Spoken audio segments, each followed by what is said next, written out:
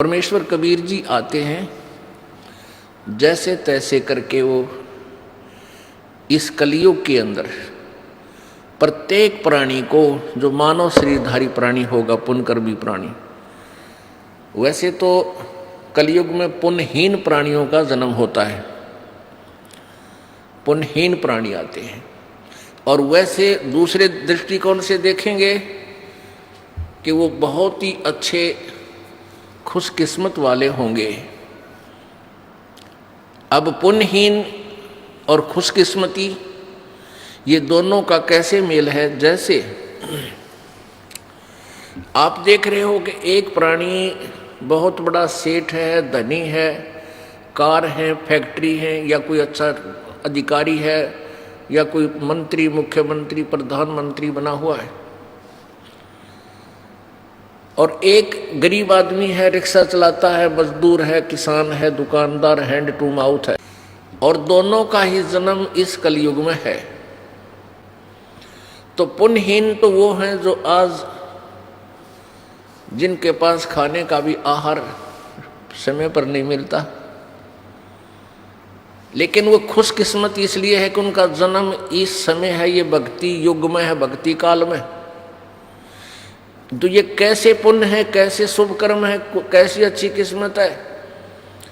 दो प्रकार के कर्म हैं। एक तो धार्मिक कर्म, यानी पुण्य जिनको कहते हैं, पुण्य यानी धर्म किया हुआ, दान, और दूसरा भक्ति कर्म।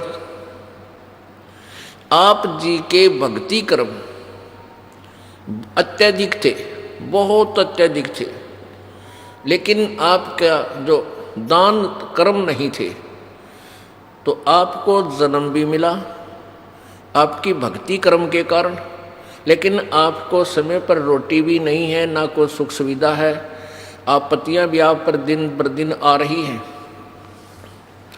तो ये आपत्तियां आपके लिए एक वरदान बनेंगी। ये लीला मालिक की है, आप नहीं समझ सकते। और दास आपको अगर सीधा सा उदाहरण बताना चाहेगा तो आप ना समझ कर बल्कि दुख मान जाओगे। इसलिए बहुत समय में जाकर के आपको वो सच्चाई से परिचित करा जाएगा, तो आपके ऊपर ये वरदान बनेगा। इसलिए आप पुण्यकर्मी प्राणी भी हैं, और पुण्यहीन, आप शुभ अच्छी किस्मत वाले भी हो और पुण्यहीन भी हो।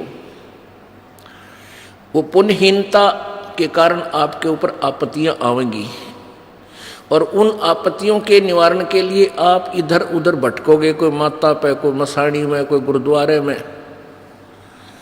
कोई मंदिर, कोई मस्जिद में, लेकिन वहाँ आपको कोई राहत मिलने वाली नहीं है, मिल ही नहीं सकती। क्योंकि सतयुग त्रेता द्वापर में, सतयुग त्रेता द्वापर में कबीर परमेश्वर जी ने अधिक जीव ना ले जाने का प्रॉमिस इस काल से इसलिए किया था कि ये प्राणी सतयुग त्रेता द्वापर तक इस पर विशेष आपत्तियां नहीं आएंगी, और आपत्तियां आएंगी तो इनके पिछले पुण्य बहुत हैं, उनसे उनका निवारण होगा। और ये भोली आत्मा समझती रहेंगी कि मैं जो वर्तमान में साधना कर रहा हूं, इस साधना से मेरी आपत्ति टल गई। इस कारण से वो कबीर परमेश्वर द्वारा दिए गए यथार्थ ज्ञान को स्वीकार नहीं करते।